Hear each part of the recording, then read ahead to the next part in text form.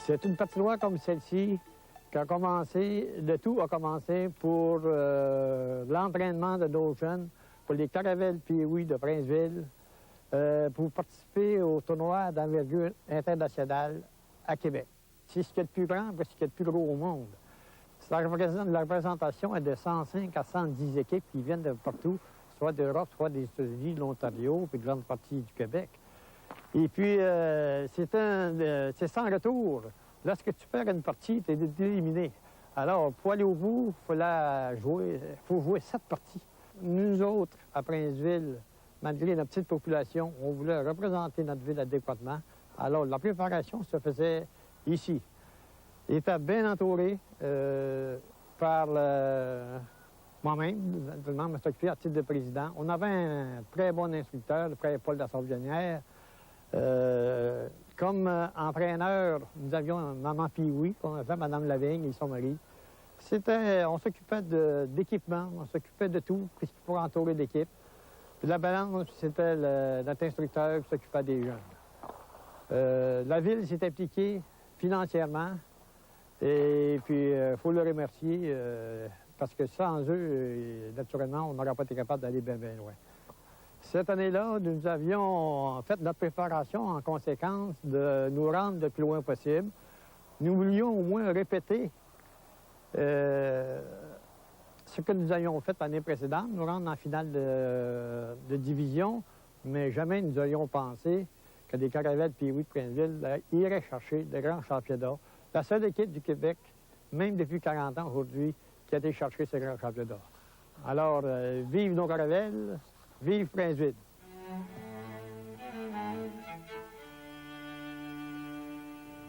Notre entraînement, avant le début de ce tournoi qui avait lieu en février, nous avions de la glace seulement qu'en décembre, et puis tout se faisait sur une patinoire ouverte.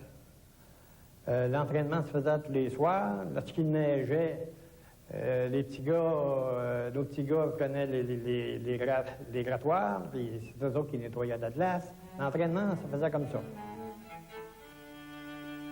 En cette année du tournoi international Pee-Wee de Québec, en 1969, qui marquait le 10e anniversaire de fondation de ce tournoi, l'équipe de Princeville, notre équipe, a franchi toutes les étapes préliminaires du lundi à aller jusqu'au vendredi, parce qu'il y avait à peu près 105 ou 110 équipes dans ce tournoi-là. Alors nous autres, on s'est rendus jusqu'au vendredi pour jouer la finale de notre section, c'est-à-dire la section C. C'était spécial cette journée-là, parce que tout le monde suivait les activités de notre équipe, hein? Et puis ce vendredi qu'on jouait dans l'après-midi, une partie de la population, des ouvriers qui travaillaient dans nos usines et dans la coopérative et tout le tralala, ont pris congé à 11 heures de l'avant-midi pour se diriger vers Québec pour assister à notre finale de division qui avait lieu vers les 3h30, 4h de l'après-midi.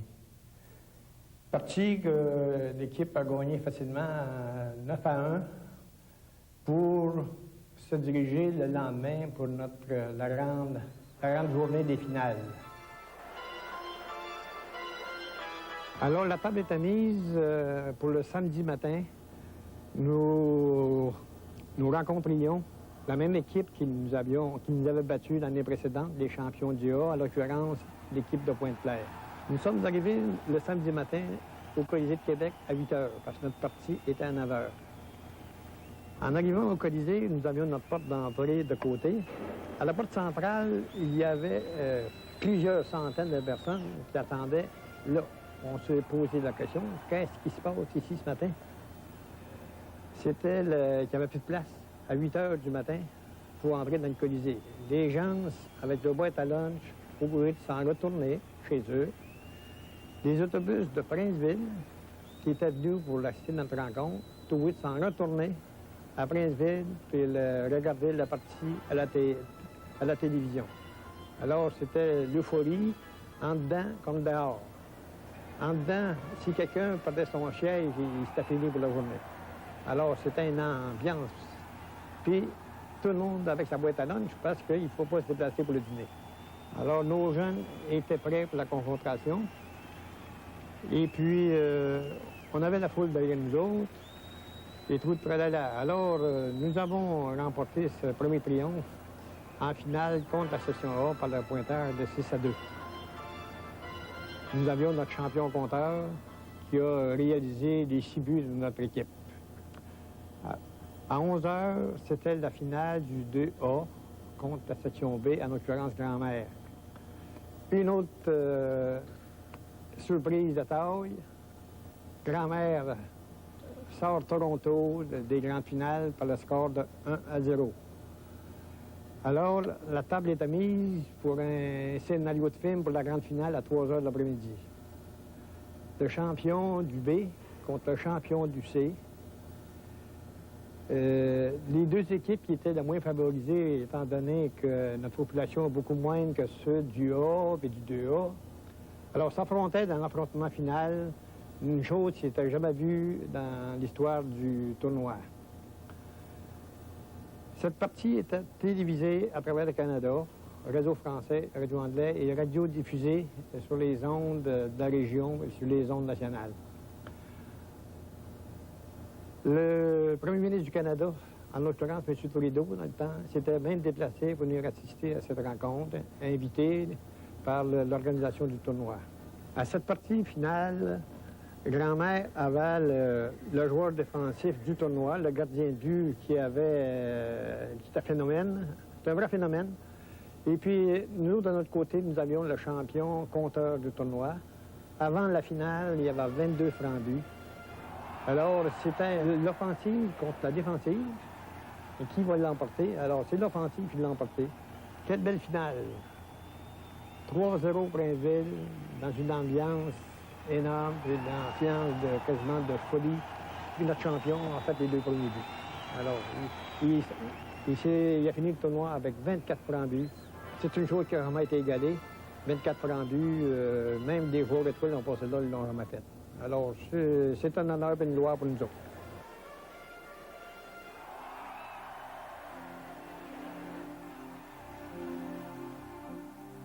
Ici, c'est une réplique du trophée qu'on a gagné à cette occasion-là. C'est le trophée du Carnaval de Québec. On était la seule équipe du Québec qui peut se vanter qu'avec un trophée... C'est pas la grosseur, mais c'est l'importance que ça donne à notre victoire. Il y a une autre anecdote que je me rappelle. Le président fondateur du tournoi de Québec, M. Gérard Bolduc, après tout a été fini au Colisée, il savait nous trouver dans la chambre. Il a dit, les gens de Princeville, là, vous m'avez fait le plus beau cadeau à l'occasion du 10e anniversaire. Première équipe au Québec qui vient chercher le grand championnat. Ça, il dit, c'est une grande fête, autant pour moi comme pour vous autres. Et puis, depuis 40 ans que ce tournoi existe, tournoi qu'on peut féliciter toute l'organisation parce que c'est numéro 1. Il y a 40 ans d'existence, puis notre victoire, notre trophée au Québec, on est encore la seule équipe à l'avoir remporté. Après notre victoire, il y avait le retour vers notre localité. Alors, pour communiquer, moi, avec les gens de Princeville, parce qu'ils autres, ils voulaient savoir à quelle heure qu'on arriverait. Et là, c'est parce que je me suis servi des ondes de la radiodiffusion, en l'occurrence, il y a via Téléville, pour communiquer l'heure approximative qu'on était pour arriver à Princeville. Alors, nous sommes arrivés là vers les 7h, 7h30 soir. Alors, en laissant la main, à peu près une douzaine de milles de Princeville, on arrive là, il y avait une foule d'autos qu'on se demandait ce qui se passait là. À notre finir, alors, là, on a trouvé, ils nous ont fait signe d'arrêter.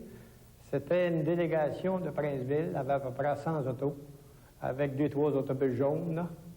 Ils sont venus à notre rencontre pour saluer les petits gars et puis fêter ça en grand. Alors, c'était une parade d'à peu près de 12 000 de long pour se rendre à Princeville pour se rendre au centre paroissial.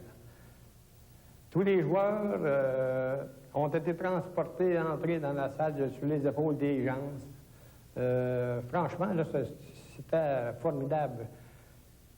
Une chose qu'on regrette, on ne le savait pas d'avance, naturellement, on aurait pu filmer tout ça. Mais par contre, on reste avec des souvenirs.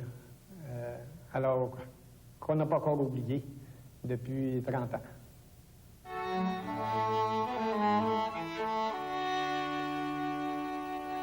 Les choses ne sont pas terminées là pour nous autres. Le lundi matin, nos jeunes retournaient à l'école, mais chez moi, le téléphone a commencé à sonner. Ça venait de partout, en dehors de la province, pour inviter notre équipe à aller les visiter. Ils voulaient tous nous rencontrer.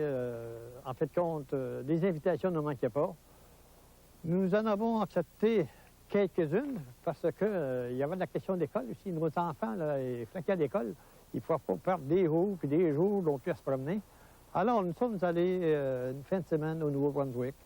Nous avons participé à certains tournois ici dans la province, pas trop loin. Puis, en fin de compte, nous avons accepté notre grand voyage, Vancouver. Un club social de Vancouver nous a communiqué et puis qui voulait nous recevoir. Nous avons accepté pour faire plaisir à nos jeunes. Ils méritaient bien ça. Puis en même temps, ces jeunes-là étaient les parfaits ambassadeurs pour notre ville. Alors, nous avons fait connaître Princeville d'un bout à l'autre du Canada.